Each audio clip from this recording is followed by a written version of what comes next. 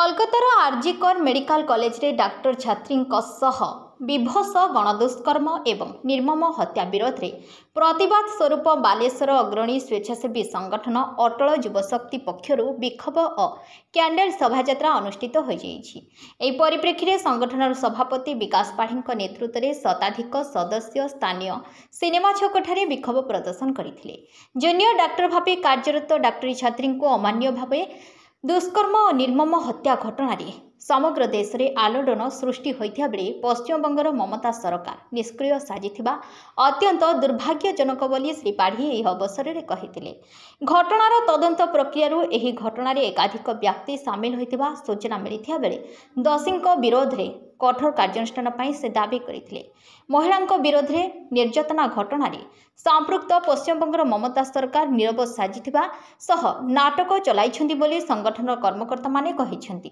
दोषी मानकु दंड न मिलिबा पर्यंत एही भली आंदोलन जारी रहिबो बोली सेमाने चेतावनी दैछन्ति। एही अवसर में संगठन सदस्य माने एक कैंडल शोभायात्रा रे बालेश्वर जिला मुख्य चिकित्सालय पर्यंत जाइथिले।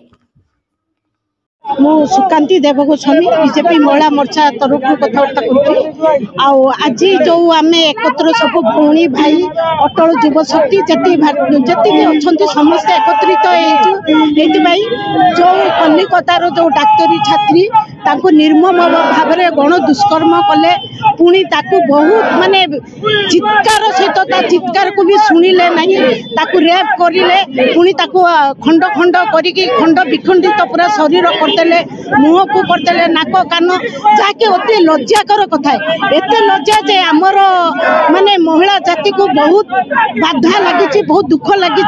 तेणु आज आम यही आंदोलन को उठीचु आम गोटे मोहमबती देकी आम निरवता रक्षा करुचु जे आत्मा को शांति मिलू आ जी यही सबूर अभियुक्त रही उचित दंड मिलू जहाँकि जो कारादंडर जो कहते जेल रे सश्रम कारादंडर से जेल भुगे ता नुहे लोकों सामना को अणा जाऊ एमती भाव माने अपदस्थ करा जाऊ आउ मृत्यु दंड अति शीघ्र मिलवा दरकार अच्छी।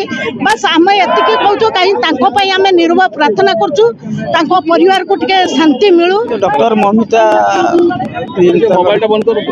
ममिता जो हत्या है गणबलात्कार है विरुद्ध में साइलेंट प्रोटेस्ट अटल युवशक्ति तरफ बालेश्वर कर सारा ओडिशा सारा भारत वर्ष सारा पश्चिम बंग आज निश्चित भाव दुखित अच्छी। जो महिला डाक्तर से समस्त जीवन बचाऊँ कि जो प्रकार गणदर्शन करागला और सरकार से चुप अच्छी दोषी को एत पर्यंत दंड दि जा पार्नु से आम दुखित और दंड दवाई आम आशा